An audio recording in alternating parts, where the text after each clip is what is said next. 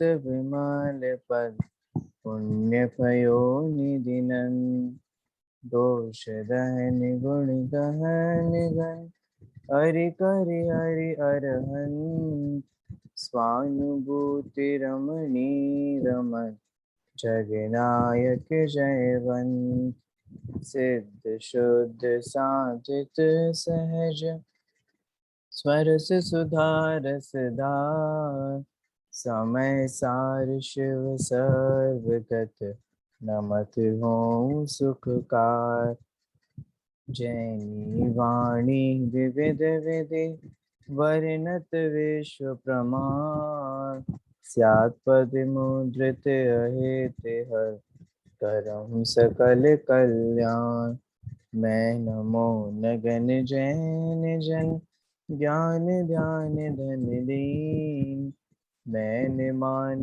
बिन दान धन नहीं नितन छीन यह विधि मंगल करन ते सब विधि मंगल होते उदंगल दूर सब तम जो भानु दो। गुणस्थान विवेचन तीसरा अध्याय और चौथे गुणस्थान की चर्चा अपनी यहाँ पर चल रही है। चौथे गुणस्थान का नाम है अविरत सम्यक्त्व और कल हमने यहाँ पर ये समझा था कि 3 प्रकार के सम्यक्त्व होते हैं। आप लोगों को नाम ख्याल में होंगे कौन कौन से हैं। पहला है औपशमिक, दूसरा है शायोपशमिक, तीसरा है क्षायिक। ठीक है, ये 3 प्रकार के सम्यक्त्व होते हैं। मैंने आपको बताया था कि सम्यक्त्व की उत्पत्ति और अनुत्पत्ति में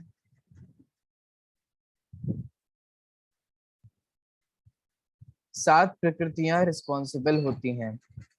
ठीक है, उन 7 प्रकृतियों में से नाम है दर्शन मोहनीय की 3 और अनंतानुबंधी की 4। जब हम औपशमिक सम्यक की बात कर रहे हो तो औपशमिक सम्यक्त्व में 2 तरीके के लोग होते हैं। एक होते हैं साधी मिथ्या दृष्टि और एक होते हैं अनादि मिथ्या दृष्टि।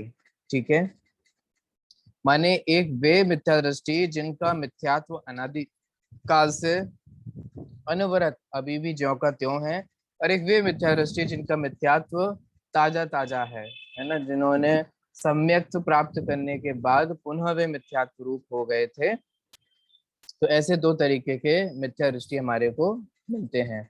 तो जब सादी मिथ्या दृष्टि को औपशमिक सम्यक की प्राप्ति होगी तो उसके सम्यक की प्राप्ति समय 5, 6 या 7 प्रकृतियों का उपशम के समय औपशमिक सम्यक्त्व होता है। ठीक है, और जब अनादि मिथ्या दृष्टि होगा तो नियम से 5 प्रकृतियों का उपशम होगा। कौन कौन सी? अनंतानुबंधी की 4 और दर्शन मोहनीय की 1, मिथ्यात्व दर्शन मोहनीय। ठीक है, क्योंकि दर्शन मोहनीय के 3 टुकड़े सभी के पास नहीं होते। ये मैं कल का आपको रिवाइज करा रहा हूँ। ठीक है, जब प्रथमोपशम सम्यक्त रूपी चक्की में दर्शन मोहनीय डाला जाता है तो उसके 3 मिथ्यात्व, सम्यक मिथ्यात्व और सम्यक प्रकृति, ऐसे 3 भेद होते हैं। ठीक है, जिस प्रकार से चक्की में डाले गए चावल के चावल, कण और भूसी, ऐसे ये 3 प्रकार से भेद होते हैं। ये नेमिचंद्र आचार्य ने समझाया था। ठीक है, ये कल का है, रिवाइज कर लिया हम लोगों ने। तो सिंपल सी बात है, जब इन प्रकृतियों का उपशम होता है ना, तो उपशम होते वक्त जीव के जो परिणाम स्वशुद्धात्म के सन्मुख होते हैं उसे क्या कहते हैं? औपशमिक सम्यक्त्व कहते हैं। अंतरंग और बहिरंग दशा हमने विचार कर ली। अब हम आगे बढ़ते हैं और दूसरे नंबर पॉइंट की ओर बढ़ते हैं और देखते हैं शायोपशमिक सम्यक्त्व कैसे होता है। ठीक है, बढ़े आगे चलें। अब यहाँ पे वे 7 प्रकृतियां हैं। ठीक है, देखो आप बेसिक समझना, ये कुछ टर्म नए होंगे आपके लिए, वो समझना। आप ऐसा समझिए, क्षयोपशम तब मैं और पीछे से लेके चलता हूँ आपको। चलो, सबसे पहले जो आपको पता है वहां से शुरू करते हैं। कर्मों के 2 भेद होते हैं। ठीक है, घातिया कर्म और अघातिया कर्म। ठीक है, ये ख्याल में है आप सभी लोगों को। घातीय कर्म के ज्ञानावरण, दर्शनावरण, मोहिनी और अंतराय, ये 4 भेद हैं। ठीक है, अब सुनो। घातीय कर्म में और 2 तरीके के भेद होते हैं, वो होते हैं सर्वघाती और देशघाती। ख्याल में आ रहा है क्या कहा? ये नया इंफॉर्मेशन है जो आपको मैंने दी, कदाचित आप में से कई लोगों ने पहली बार सुनी होगी। क्या कहा? घातीय कर्म के 2 भेद कौन कौन से हैं? माने घातीय कर्म की जो 4 प्रकृतियां हैं और फिर उनके जो उत्तर उत्तर भेद हैं, उनमें से कुछ प्रकृतियां तो कैसी हैं? सर्वघाती हैं। सर्वघाती का मतलब समझ पा रहे होंगे आप, नाम से देखो तो अपने आप समझ में आ जाएगा। क्या नाम है? सर्वघाती। बोलो, जो सर्वघात करने में निमित्त हो। देश घाती, जो एक देश घात करने में निमित्त हो। ठीक है, अभी मोटा मोटा आप इतना समझिए। तो सर्वघाती और देशघाती ऐसे 2 भेद होते हैं। किसके होते हैं? घातिया में ही ये भेद होते हैं, अघातिया कर्मों के ऐसे कोई भेद नहीं होते। ठीक है, समझ में आ रहा है? अब सुनिएगा। जब क्षयोपशम होता है ना, तो क्षयोपशम तब होता है जब सर्वघाती का उदयाभावी क्षय और सदवस्था रूप उपशम हो। ये नए शब्द क्या कहा? एक बात तो आप समझो, क्षयोपशम घातिया कर्मों में ही होता है, अघातिया कर्मों में नहीं होता। ये बात समझ में आई आप सभी लोगों को? ठीक है, क्या कहा? फिर से मैं रिपीट कर रहा हूँ। क्षयोपशम किस में होता है? घातिया कर्म में ही होता है, अघातिया कर्म में क्षयोपशम नहीं होता। क्यों? क्योंकि घातिया में ही 2 तरीके के भेद पड़ते हैं। कौन कौन से? सर्वघाती और देशघाती। तो घातिया कर्म में सर्वघाती और देशघाती इस तरीके के 2 भेद होते हैं, इसीलिए घातिया कर्म में ही क्षयोपशम घटित होता है। ठीक है, सर्वघाती देशघाती का मैंने आपको मोटा मोटा स्वरूप बता दिया। मैं ज्यादा डिटेल में नहीं जा पाऊंगा क्योंकि फिर मूल गुणस्थान की चर्चा छूट जाएगी। अब सुनो, क्षयोपशम तब होगा जब सर्वघाती का उदयाभावी क्षय होगा और सदवस्था रूप उपशम होगा। ये 2 शब्द आप लोगों ने नए सुने होंगे।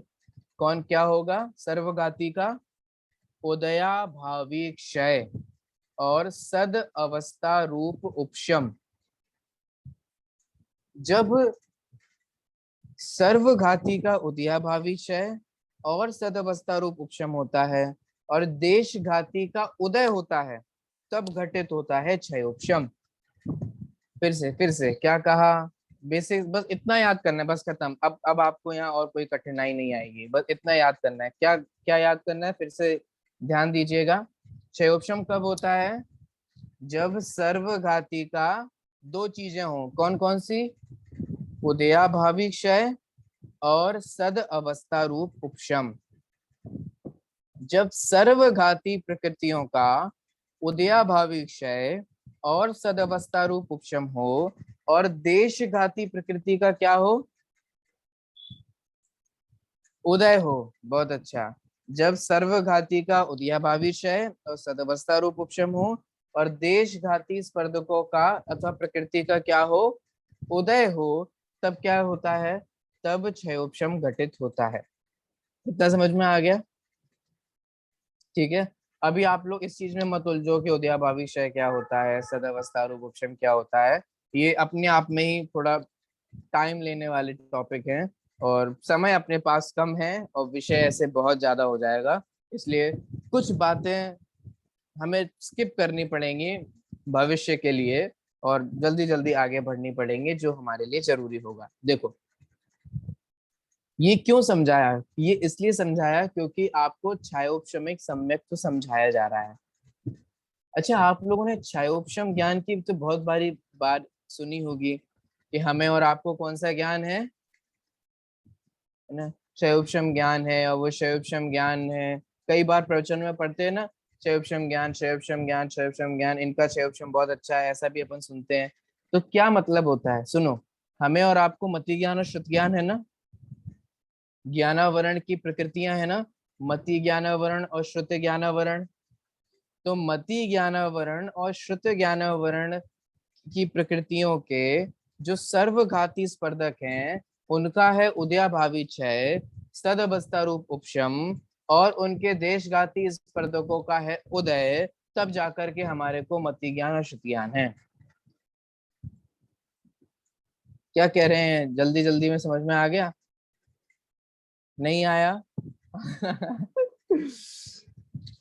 देखो, क्षयोपशम कैसे बनता है, ये डेफिनेशन याद हुई ना। सर्वघाती का क्या होगा, उदयाभावी क्षय, सदअवस्था रूप उपशम, और देशघाती का उदय। ठीक है, तब जाकर के क्या होगा, क्षयोपशम। इतना समझ में आया? अब सुनो, मति ज्ञानावरण, ये ज्ञानावरण की प्रकृति है ना। हाँ जी, ठीक है। अब सुनो मजे की बात क्या है, इस मति ज्ञानावरण में सर्वघाती स्पर्धक भी हैं और देशघाती स्पर्धक भी है। श्रुत ज्ञानावरण में सर्वघाती स्पर्धक भी हैं, देशघाती स्पर्धक भी हैं। अवधि ज्ञानावरण में सर्वघाती स्पर्धक भी हैं और देशघाती स्पर्धक भी हैं। तभी तो इनका क्षयोपशम बनता है। अगर क्षयोपशम बनेगा तो ये दोनों होंगे, ये दोनों होंगे, तो इसका मतलब क्षयोपशम घटित होगा। ठीक है, समझ में आ रहा है? अब सुनो, मति ज्ञानावरण ये जो प्रकृति है, इसमें दोनों तरीके के स्पर्धक है ना, देशघाती भी स्पर्धक हैं और सर्वघाती भी स्पर्धक हैं। ठीक है, तो जो सर्वघाती स्पर्धक हैं मति ज्ञानावरण के, उनका होता है उदयाभावी क्षय और सदअवस्था रूप उपशम, और जो मति ज्ञानावरण के देशघाती स्पर्धक होते हैं उनका होता है उदय, तब बनता है मति ज्ञान का क्षयोपशम। तब हम कहते हैं कि हाँ मुझे मति ज्ञान है, क्षयोपशम ज्ञान है। आया कि नहीं आया समझ में? सभी लोगों को समझ में आया? ख्याल में आ रहा है? ठीक है, कठिन हो तो आप बताना। अब ऐसे ही यहाँ पर हमारे को सम्यक दर्शन में लगाना है। ठीक है, सम्यक दर्शन में कैसे लगाएंगे, देखिए। सम्यक दर्शन में मैंने आपको बताया ना, 7 प्रकृतियां रिस्पॉन्सिबल होती हैं। ख्याल में है ना, कौन कौन सी 7 हैं?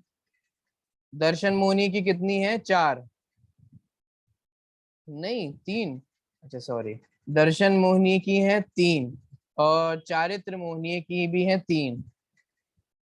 ऐसा ही, दर्शन मोहिनी की 3 और अनंतानुबंधी की 4, मोटे मोटे रूप पे ये सम्यक दर्शन के होने या नहीं होने में रिस्पॉन्सिबल होती हैं। अब सुन लो, ये मोहनीय के भेद है ना। ठीक है, मोहनीय किस में आता है, घातिया कर्म में आता है। ठीक है, इसका मतलब इसमें से कोई प्रकृतियां ऐसी होंगी जो सर्वघाती होंगी, और कोई प्रकृतियां ऐसी होंगी जो देशघाती होंगी। ठीक है, तो सुनो, अनंतानुबंधी 4 कैसी हैं, सर्वघाती हैं। ठीक है, मिथ्यात्व दर्शन मोहनीय, मिथ्यात्व दर्शन मोहनीय और सम्यक मिथ्यात्व दर्शन मोहनीय कैसी हैं, ये भी सर्वघाती हैं। सिर्फ एक प्रकृति है 7 प्रकृतियों में से जो कि देशघाती है, वो है सम्यक प्रकृति। फिर से क्या कहा, 7 प्रकृतियां रिस्पॉन्सिबल है ना सम्यक दर्शन के होने या नहीं होने में। इन 7 में से सिर्फ एक प्रकृति ऐसी है जो देशघाती है। कौन सी है वो? दर्शन मोहिनी की तीसरी। कौन सी है दर्शन मोहिनी की तीसरी? पहली है मिथ्यात्व, दूसरा है सम्यक मिथ्यात्व, और तीसरी है सम्यक प्रकृति। इसका मतलब सम्यक प्रकृति ऐसी है जिसमें देशघाती प्रकृति है, और उसमें देशघाती और सर्वघाती ये दोनों स्पर्धक पाए जाते हैं। ठीक है, समझ में आ रहा है? अब देखो यहाँ क्या कह रहे हैं, यहाँ ये कह रहे हैं कि देखो, जो मिथ्यात्व, सम्यक मिथ्यात्व और सम्यक प्रकृति, फिर से सॉरी, मिथ्यात्व, सम्यक मिथ्यात्व और अनंतानुबंधी चतुष्क, ये सारी सर्वघाती है ना, हमने सबको एक साथ कर दिया। तो इनका क्या होगा, क्षयोपशम की परिभाषा के हिसाब से बोलो, उदयाभावी क्षय, और दूसरा क्या था, सद अवस्था रूप उपशम, और सम्यक प्रकृति जो दर्शन मोनी है उसका क्या होगा, उसका क्या होगा, उदय।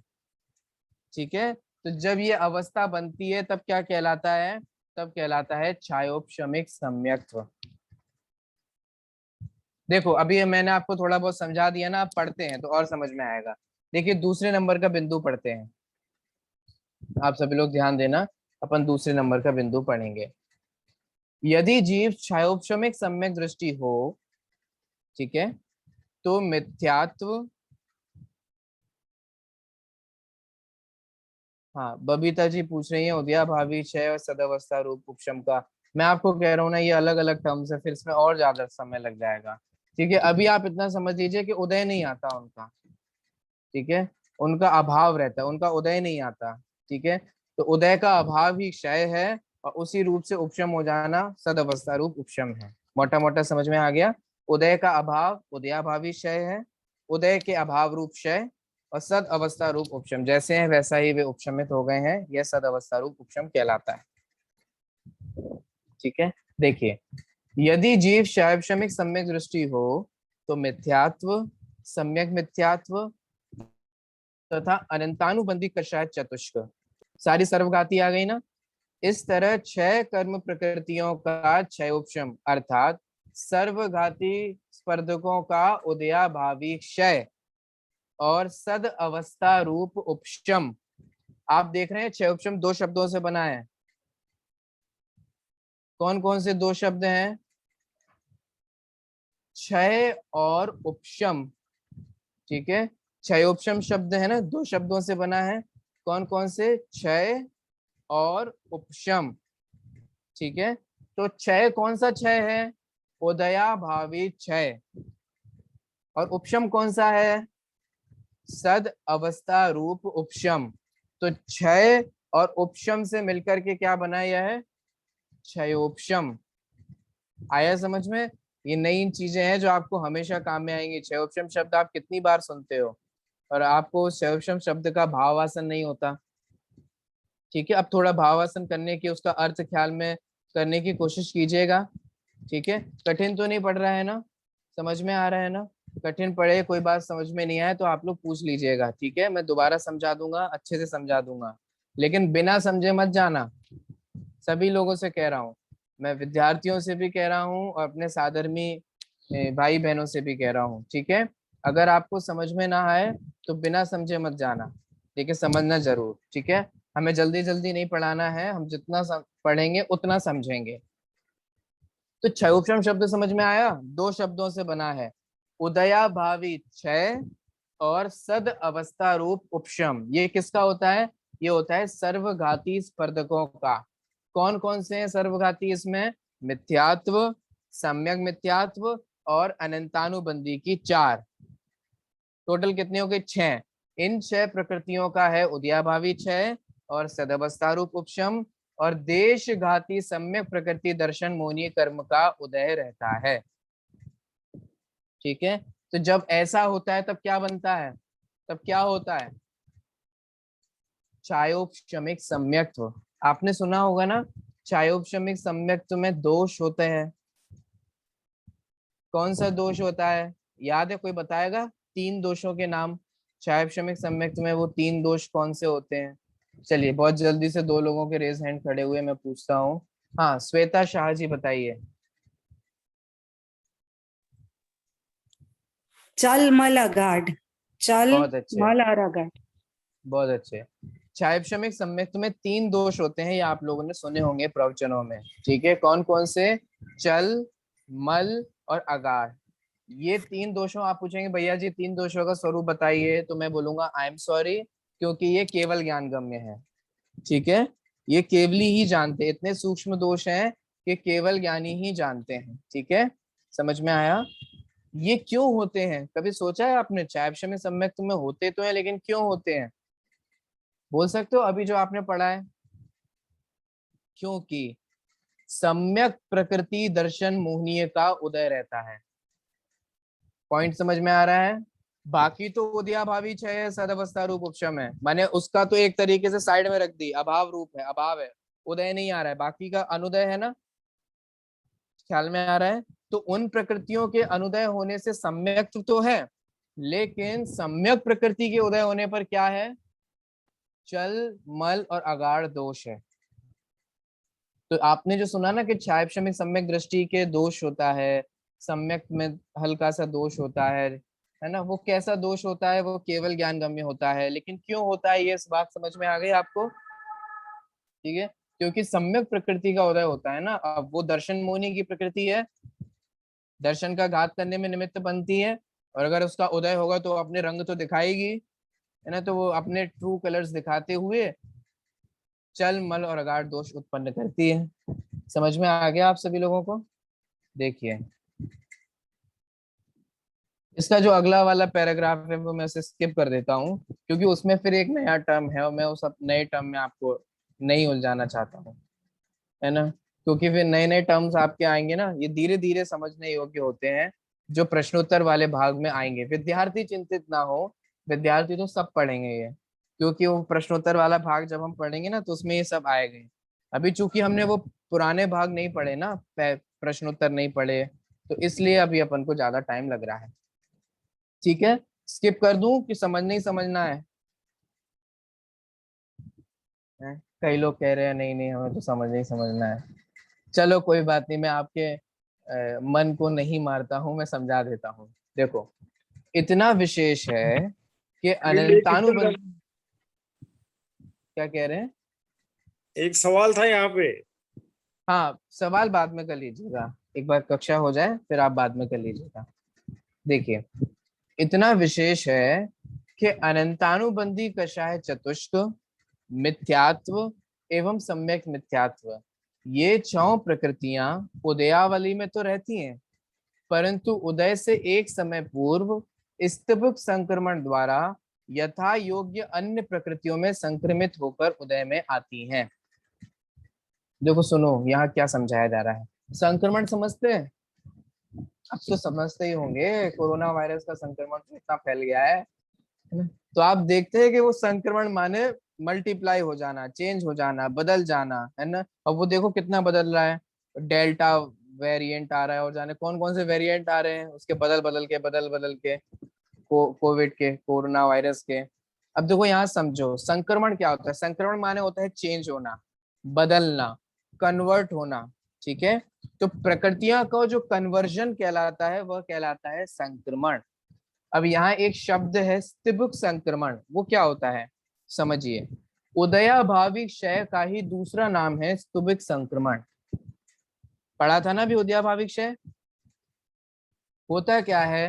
देखो आप एक बात समझो, जब क्षयक्षमिक सम्यक्त होता है तो दर्शन मोहिनी और अनंतानुबंधी का उदय नहीं आता, मोटा मोटा समझना, सम्यक प्रकृति को छोड़ करके। ठीक है, सम्यक प्रकृति का तो उदय आता है, मिथ्यात्व, सम्यक मिथ्यात्व और अनंतानुबंधी, इनका उदय नहीं आता। तो कभी आपने सोचा है कि इस समय में जो उदय आने योग्य प्रकृतियां था उनका होता क्या है? जैसे मान लो किसी जीव को 9 बजे सम्यक दर्शन की प्राप्ति हुई, ठीक है। अब यहाँ पे उसको क्षयक्षमिक सम्यक की प्राप्ति हुई, तो इसका मतलब उसके जो उस समय मिथ्यात्व, सम्यक मिथ्यात्व और अनंतानुबंधी का जो उदय था उसका क्या होगा? उदयाभावी क्षय होगा, सदअवस्था रूप उपशम होगा। ठीक है, तो आप यहाँ विचार करने वाली बात यह है कि उदयाभावी क्षय जो हुआ तो वो प्रकृति चली कहाँ गई, उसका हुआ क्या? 9 बजे जिस मिथ्यात्व का उदय आना था उसका क्या हुआ? तो उसका होता है कन्वर्जन, वो हो जाती है कन्वर्ट। किसमें कन्वर्ट हो जाती है? अन्य देशघाती प्रकृतियों में कन्वर्ट होकर के उदय में आती है। ख्याल में आ रहा है? इसे ही क्या कहते हैं? इसे कहते हैं स्तिबक संक्रमण। सर्वघाती प्रकृतियों का देशघाती प्रकृतियों में चेंज होना, बदलना, वह क्या कहलाता है? वह कहलाता है स्तुबक संक्रमण। तो जो 9 बजे जिन मिथ्यात्व का, सम्यक मिथ्यात्व का और अनंतानुबंधी का उदय आना था, वे देशघाती अर्थात सम्यक प्रकृति आदि में उदय होकर वे आकर के खिर करके चले जाते हैं और नष्ट हो जाते हैं। ठीक है, समझ में आया आप सभी लोगों को? तो इसे बोलते हैं स्तुबिक संक्रमण द्वारा यथा योग्य अन्य प्रकृतियों में संक्रमित होकर उदय में आते हैं। ठीक है, वे प्रकृतियां किस में चेंज हो रही हैं? अन्य में चेंज होकर के वे उदय में आकर के समाप्त हो जाती हैं। ठीक है, उस रूप से उदय में नहीं आती है मूल रूप से। मिथ्यात्व मिथ्यात्व रूप से उदय में नहीं आता, सम्यक मिथ्यात्व से उदय में नहीं आता, क्योंकि ये तो सर्वघाती है, चेंज होकर के ये देशघाती में होकर के उदय में आते हैं, और वो देशघाती में जो उदय होकर के आते हैं वो सम्यक के घात में निमित्त नहीं बनता है, क्योंकि अब वे वैसे नहीं रहे, अब उनमें वो ताकत नहीं रही। ठीक है, समझ में आ गया, ये पैराग्राफ भी ख्याल में आ गया। देखो पढ़ लीजिए, इतना विशेष है कि अनंतानुबंधी कषाय चतुष्क, मिथ्यात्व एवं सम्यक मिथ्यात्व, ये 6 प्रकृतियां उदयावली में तो रहती हैं, ठीक है, परंतु उदय से एक समय पूर्व स्तुभुक संक्रमण द्वारा यथायोग्य अन्य प्रकृतियों में संक्रमित होकर उदय में आती है। ठीक है, समझ में आ गया आप सभी लोगों को? ठीक है, चलिए आगे बढ़ते हैं। तीसरे नंबर का बिंदु शायिक सम्यक, तो बहुत इजी है। औपशमिक सम्यक तो समझ में आ गया, जब इन प्रकृतियों का उपशम हो तो औपशमिक सम्यक हो, प्रकृतियों का 6 उपशम हो तो शायिक सम्यक हो। अब जब मिथ्यात्व, सम्यक मिथ्यात्व, सम्यक प्रकृति और अनंतानुबंधी चतुष्क, इनका क्षय हो जाए तो कौन सा सम्यक होता है? शायिक सम्यक होता है। ठीक है, औपशमिक में और क्षयोपशमिक में क्या था कि एक बार सम्यक तो होने पर यह जीव पुनः मिथ्या दृष्टि हो सकता है, क्योंकि क्षय थोड़ी ना हुआ था, उपशम हुआ, उपशम में दबी हुई है, क्षय उपशम में भी उनका उदय के अभाव रूप और सदअवस्था रूप उपशम है, लेकिन पूर्णतः अभाव, पूर्णतः नष्ट, कंप्लीटली डिस्ट्रॉयड कहाँ होती हैं? तो कंप्लीटली डिस्ट्रॉयड होती हैं ये क्षायिक सम्यक्त्व में। इसीलिए कहते हैं रहिए अनंतानंत काल, अनंतानंत जो भी क्षायिक चीज होती है वो कैसी होती है? अनंतानंत काल पर्यंत के लिए होती है। अगर क्षायिक सम्यक्त्व होता है तो कब तक के लिए हुआ है भैया? अंतर्मूर्त 1 दिन, 2 दिन, 4 दिन, 5 दिन? नहीं नहीं, जो क्षायिक सम्यक्त्व होता है वो एक बार प्राप्त हो जाने पर फिर दोबारा कभी नष्ट नहीं होता है, इसीलिए वह क्या है? वह क्षायिक सम्यक्त्व है।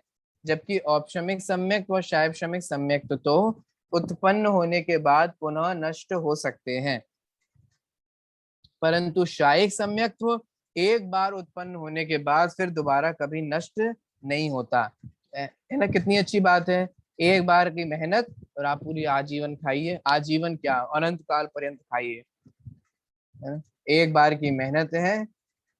दौलत राम जी ने नाटक समय सार में एक ऐसा छंद भी दिया है जहां वे कहते हैं, है ना, एक समय की कमाई तू अनंत काल खाएगा, क्षण भर निज रस को पी चेतन, मिथ्यामल को धो देता है। ये पंक्ति पढ़ते हैं कि नहीं पढ़ते हैं? तो वो क्षण भर जो क्षण भर हमने आत्मा के रस का रस पिया, जो मिथ्यात्व मल को धो देता है, अब वो क्षायिक सम्यक होने के बाद कैसा हो गया मिथ्यात्व मल? अब वो अनंत काल के लिए धुल गया, अब वो दोबारा कभी नहीं मल आने वाला उसमें मिथ्यात्व रूपी। समझ में आ रहा है आप सभी लोगों को? देखिए थर्ड पॉइंट पढ़ते हैं। यदि जीव क्षायिक सम्यक दृष्टि हो तो मिथ्यात्व आदि 3, मिथ्यात्व आदि 3 में कौन कौन सी 3 है? ख्याल में है ना आप लोगों को? कौन कौन सी 3 है? मिथ्यात्व, दूसरा बोलो, आप लोग बोलो, मुझे आप लोगों की लिपसिंग से समझ में आता है कि हाँ आप लोग सही आंसर बोल रहे हैं कि नहीं बोल रहे हैं, भले ही आप अनम्यूट नहीं करें अपने आप को, लेकिन मैं देखता हूँ ना तो मुझे समझ में आ जाता है। मिथ्यात्व, दूसरा कौन सा है? सम्यक मिथ्यात्व, और तीसरा है सम्यक प्रकृति। ये है मिथ्यात्वादी 3। ठीक है, तो मिथ्यात्वादी 3 दर्शन मोनीय और अनंतानुबंधी कषाय चतुष्क का क्षय रहता है। क्षय माने अनंत काल तक के लिए छुट्टी, bye bye tata see you, नहीं नो सी यू, अब दोबारा कभी सी यू नहीं करेंगे, है ना? सी यू तो दोबारा देखने के लिए कहते हैं, अब बस टाटा बाय बाय हो गई है, अब दोबारा कभी सी यू नहीं होने वाला। ठीक है, इसे कहते हैं क्षय होना, इसे बोलते हैं क्षायिक सम्यक्त्व। ख्याल में आया आप सभी लोगों को? ठीक है, चलिए अब आप लोगों के मन में एक प्रश्न हो रहे होंगे, वो मैं आपको होल्ड पे रखता हूँ। आपको कदाचित ये लग रहा होगा कि भैया ये तीनों सम्यक्त्व एक जैसे हैं कि तीनों में अंतर है? जानना है ना, थोड़ा मन कर रहा होगा ना कि भैया आपने 3 तरीके की वैरायटी बता दी, एक दुकानदार आपको 3 तरीके की साड़ी दिखाता है, 3 तरीके का कपड़ा दिखाता है, तो आप पूछते हो कि नहीं पूछते हो कि भैया ये एक ही जैसे तीन क्यों दिखा दिया आपने, तीनों में कोई अंतर है कि एक जैसे ही है? पूछते हैं कि नहीं पूछते हैं? तो ऐसे ही यहाँ तीन तरीके के सम्यक्त्व हैं। इन तीनों सम्यक्त्व में समानताएं हैं या इन तीनों सम्यक्त्व में असमानताएं हैं। ठीक है, इस विषय को हम थोड़ा आगे देखेंगे। अभी विषय जो आ रहा है उसको अपन समझते हैं। ठीक है, ये आगे आने वाला है इसलिए मैं अभी नहीं ले रहा हूँ इसको। देखिए, आचार्य श्री नेमीचंद्र ने गौमटसार जीवकांड गाथा 29 में अविरत सम्यक्त गुणस्थान की परिभाषा निम्न अनुसार दी है। तो देखिए, हम लोग गौमटसार के माध्यम से पढ़ रहे हैं। ठीक है, गौमटसार जीवकांड की एक 29 नंबर की गाथा है, आप लोग पढ़ेंगे मेरे साथ। ठीक है, देखिए, लो इंदिये सुविर दो, लो जीवे था भरे तसे वापी, जो सद्दहदिजिण तम सम्मा इट्ठी अविरदोसो।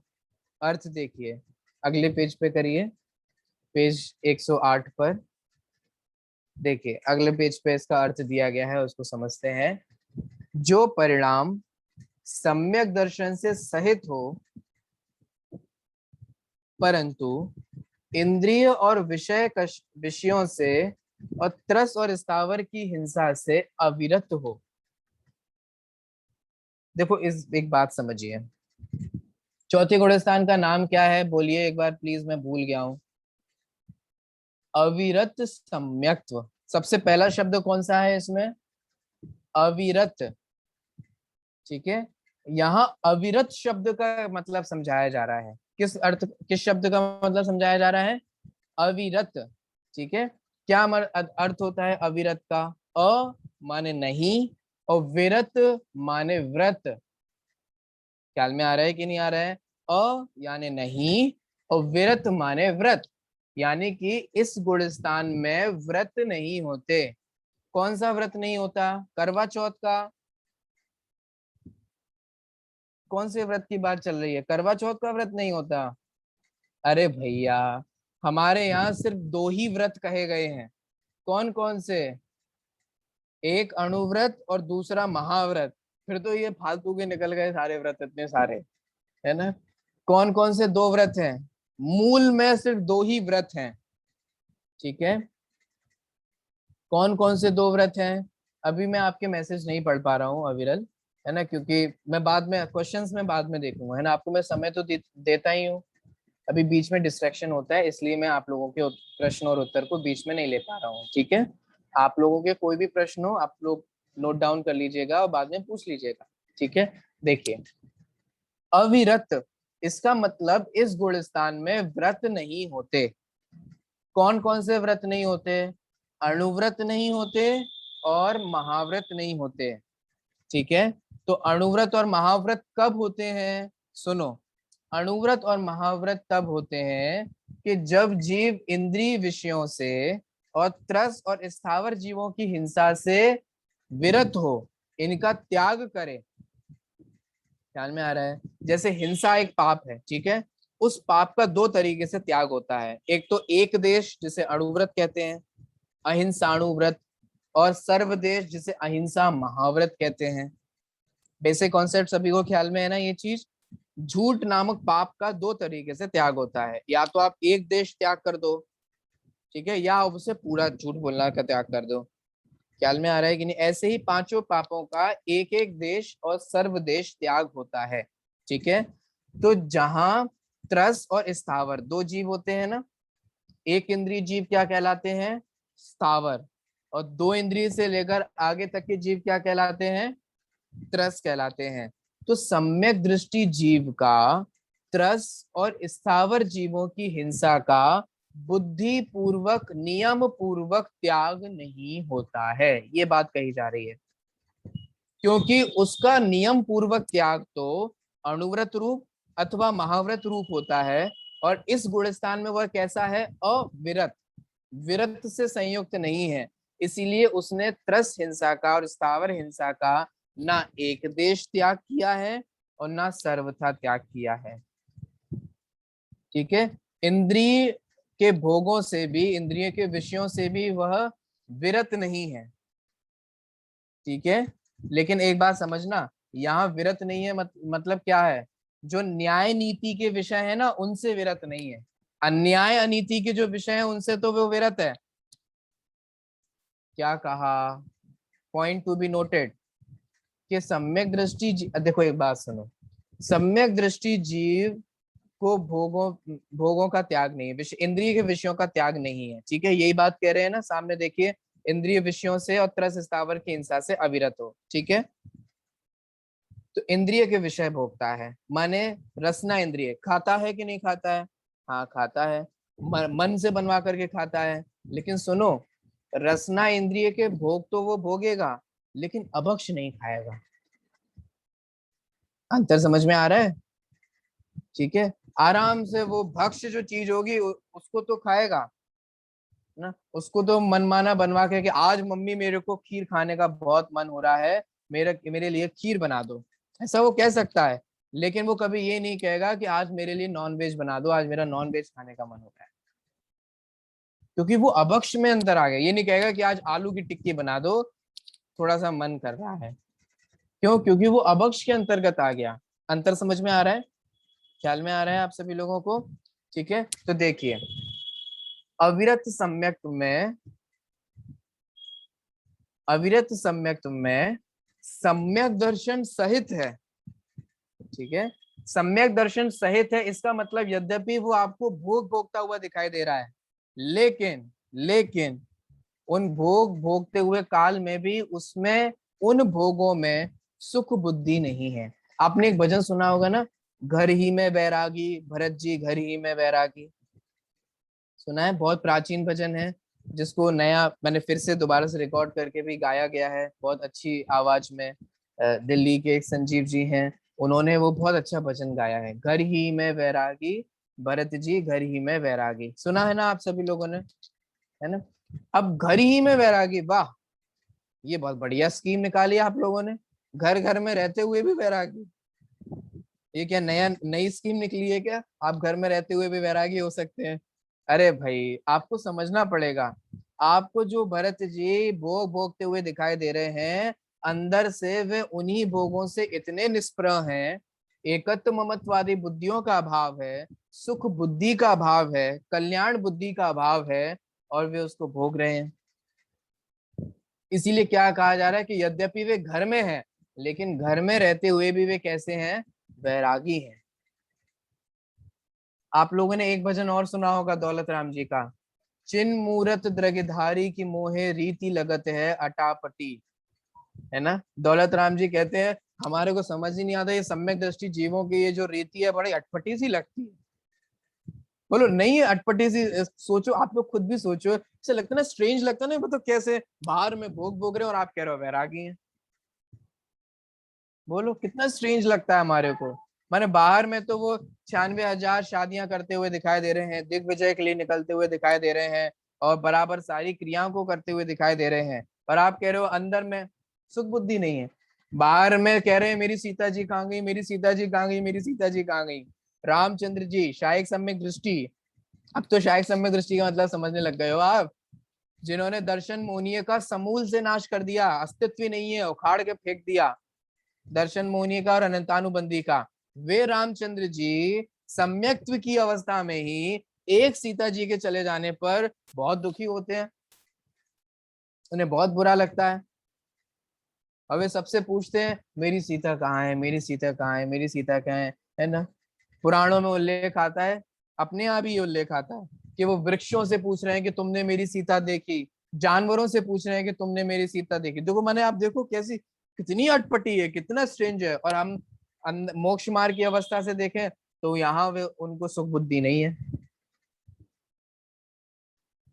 जहां वे अंतरंग में ये श्रद्धान करते हैं कि एक द्रव्य दूसरे द्रव्य का करता नहीं है, और बाही में सीता जी के नहीं होने पर उन्हें आकुलता दिखाई दे रही है चारित्र मोह के उदय से। इसीलिए दौलत राम जी को ये भजन में कहना पड़ा कि चिन्ह मूर्त, ये सम्यक दृष्टि लोगों की ये जो हालत है, दशा है, वृत्ति है ना, ये बड़ी अटपटी सी लगती है, रीति लगत है अटापटी, बाहर नारक कृत दुख भोगे अंतर सुख रस गटागटी, नारकी जीवों में भी ऐसा है कि बाहर में तो नरकृत दुख भोग रहे हैं, मार रहे हैं, काट रहे हैं, पीट रहे हैं, जो भी नरक गति में होता है ना, असुर भिड़ावे दुष्ट प्रचंड, सारी क्रियाएं कर रहे हैं, और अंदर में सुख रस घटाघटी, और अंदर में सुख रस को भोग रहे हैं, अतीन्द्रिय आनंद के रस का वेदन कर रहे हैं, आत्मा का अनुभव कर रहे हैं। बोलो कितना कितना अटपटा लगता है ना, स्ट्रेंज लगता है ना। बोलो, इसलिए भैया बाहर जैसा दिखता है हर चीज पे उसको वैसे नहीं माना जाता, ठीक है। इसलिए वहां कह रहे हैं कि सम्यक दृष्टि लोगों की ये जो वृत्ति है वो बड़ी हमें अटपटी सी लगती है, ठीक है। यहाँ क्या कह रहे हैं, अंतरंग में, हाँ देखिए इस परिभाषा को समझते हैं। जो परिणाम सम्यक दर्शन से सहित हो, माने अंतरंग में सम्यक दर्शन है। बोलो सम्यक दर्शन का मतलब क्या हुआ, कर्णानुयोग से बता सकते हो। सम्यक दर्शन सहित है, इसका मतलब अनंतानुबंधी का और दर्शन मोहिनी की प्रकृतियों का क्या है, अनुदय है। एक शब्द हम कह सकते हैं, वो कौन सा शब्द है, अनुदय, उदय नहीं है, क्योंकि औपशमिक सम्यक्त में अलग होगा, शायपशमिक सम्यक्त में अलग होगा, शायिक सम्यक्त में अलग होगा। तो हम तीनों को एक एक ना कह करके एक शब्द कौन सा कह सकते हैं, अनुदय, कि उनका उदय नहीं है। क्या है वो अलग अलग सम्यक्त पर वेरी करता है। अगर क्षयपशमिक है तो अलग होगा, क्षयोपशम है, सॉरी क्षय है तो अलग होगा, उपशम है तो अलग है, ठीक है, समझ में आ रहा है। तो परिणाम सम्यक दर्शन से सहित है। बोलो इसका अर्थ बोलो, कर्णानुयोग से क्या अर्थ हुआ कि अनंतानुबंधी और दर्शन मोहनीय का अनुदय है।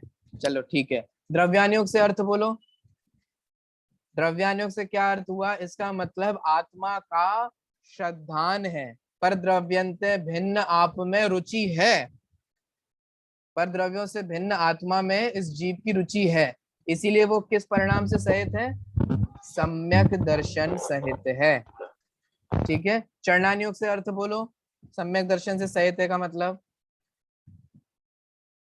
बोलो बोलो, सब चारों अनुयोगों से लगवाऊंगा आपको वरना गड़बड़ हो जाती है।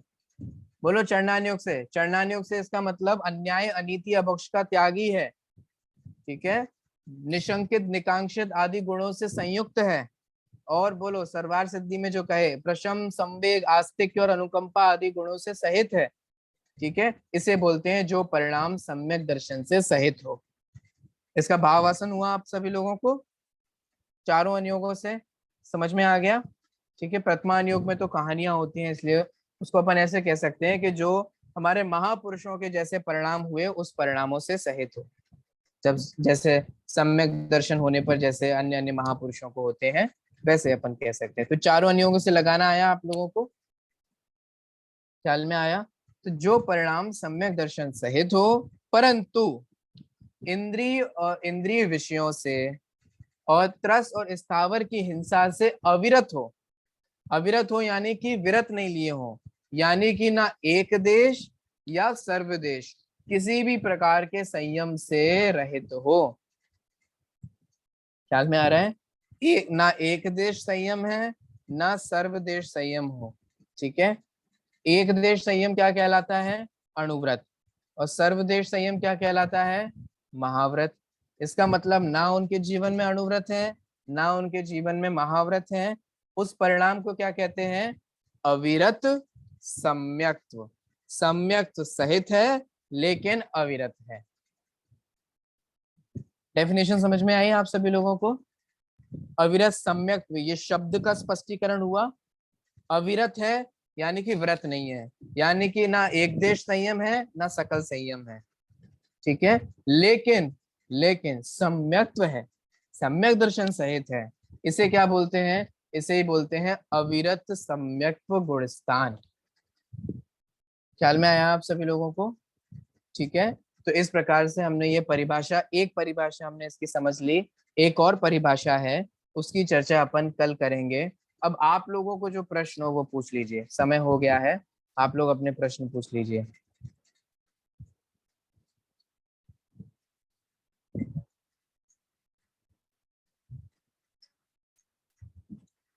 हाँ बोलिए, भाई हाँ बोलिए।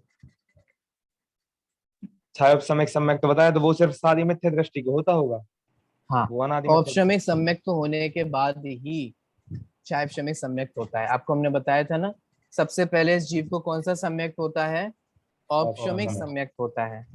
और औपशमिक सम्यक्त्व होने के बाद ही शैवशमिक सम्यक्त्व होता है। और ठीक समय है? के बाद छायक हो सकता है? नहीं, छायक हो क्योंकि नहीं हो सकता। नियम ये है, छायक शैवशमिक सम्यक्त्व पूर्वक होता है। सब नियम है ये। ठीक है, चलिए। हाँ, नेमीचंद जी।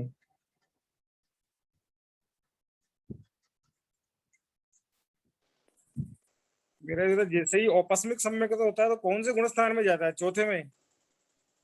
नहीं, ऐसा जरूरी नहीं है। औपशमिक सम्यक्त्व होता है तो वो चौथे गुण स्थान में भी हो सकता है, लेकिन वो सातवें में भी जा सकते हैं। अगर कोई बाह्य से द्रव्यलिंग हो और मिथ्या दृष्टि हो और उन्होंने औपशमिक सम्यक की प्राप्ति की और एक साथ अनंतानुबंधी, अप्रत्याख्यान, प्रत्याख्यान, इन तीन कषायों का भाव कर दिया, तो वो डायरेक्ट सातवें में भी जा सकते हैं, सम्यक्त्व सहित। सातवें गुण स्थान में वो एक साथ, सुनना आप लोग, सातवें गुण स्थान में एक साथ सम्यक्त्व और संयम दोनों ग्रहण कर लेते हैं। तो पहले से सातवें में भी जा सकते हैं, पहले से पांचवें में भी जा सकते हैं, पहले से चौथे में भी जा सकते हैं, ऐसा है। और एक क्षयोपस्मिक, जिसको अगर औपस्मिक के बाद क्षयोपस्मिक होता है, वो भी नहीं, चौथे। कंपलसरी नहीं है, कंपलसरी नहीं है। इनका गुणस्थान एक गुणस्थान भी हो सकता है तीनों का ही। हाँ, वो औपस्मिक, तो तीनों, हाँ, क्षयोपस्मिक, तीनों क्षयिक का। सम्यक्त्वी हैं। तीनों सम्यक्त्वी हैं, कोई भी हो तीनों में से तो गुण स्थान चौथा ही होता है, चौथा ही होता है। अगर अगर अकेला सम्यक्त है तो। एक ये था जो उदयाभावी क्षय बताया आपने। हाँ उदयाभावी क्षय का मतलब तो क्षय तो हुआ नहीं। हाँ, तो बराबर। कर्म की जो प्रकृति है वो सत्ता में है। हाँ, अभी बताया था ना आपको उसको हाँ इस। बताया था, फिर आप क्षय हाँ कैसे लगा सकते हैं अपन इसके?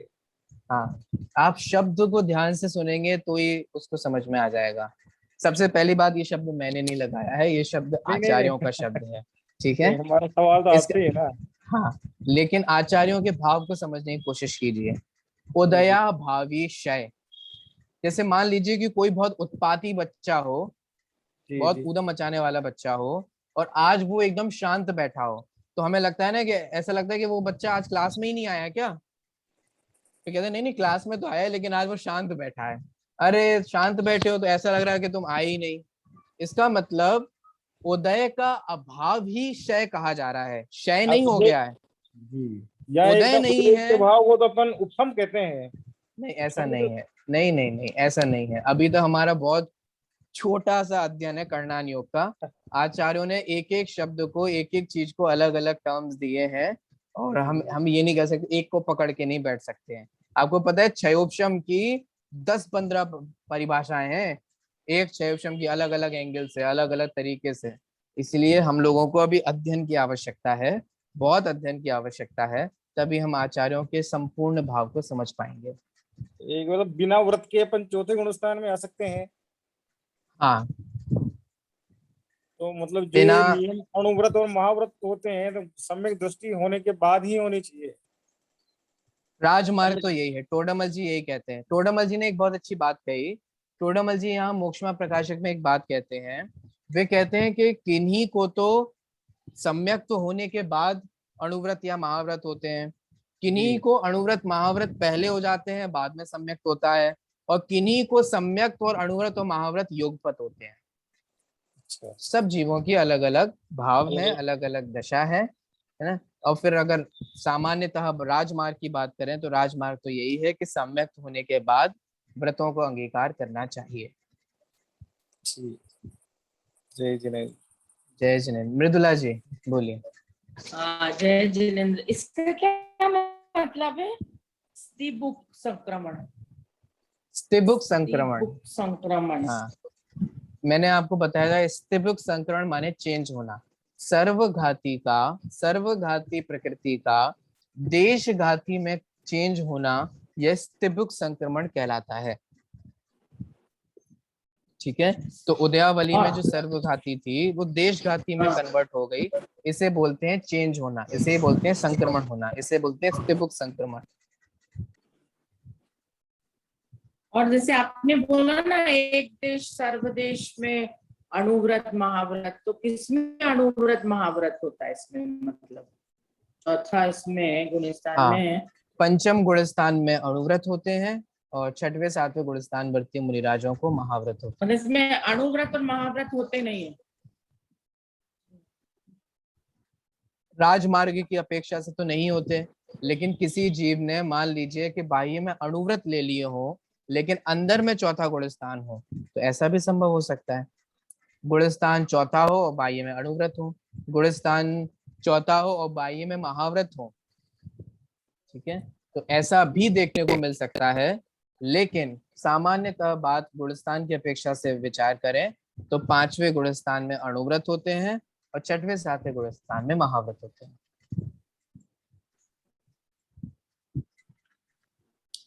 हाँ श्वेता जी। खाते में हाँ, महाव्रत। और कुछ पूछना है मृदुला जी आपको? नहीं, बस जय जी। जी। पंडित जी जय हाँ, जिनेन्द्र। जय जिनेन्द्र। अभी ये दोनों का क्वेश्चन था ना, भाई साहब का और ये दीदी का, तो उसमें ऐसा भी होता है ना कि पहले व्रत मतलब सम्यक दर्शन के बाद में व्रत, तो व्रत तो पाल सकते हैं पर उनको सच्चा व्रत नहीं कहा जा सकता, ऐसा भी होता है ना सम्यक दर्शन मैंने आपको के। बताया, मैंने टोडरमल जी के आपको पूरा कथन बता हाँ, दिया, वो हाँ, उसमें ये बात आ गई थी, ठीक है। किसी को पहले हो तो ऐसा होता है। हाँ, टोडरमल जी ने ये बहुत संतुलित कथन कहा है, तो वो समझना चाहिए। और किसी को कोई प्रश्न है? हमारे विद्यार्थियों को कोई प्रश्न नहीं है? माने हमारे बच्चों को सब समझ में आ रहा है? चलिए अच्छी बात है, अगर आपको समझ में आ रहा है तो अच्छी बात है। चलिए समय हो गया है, कोई प्रश्न नहीं है, कक्षा को यहीं विराम देते हैं। बोलिए महावीर भगवान की जय।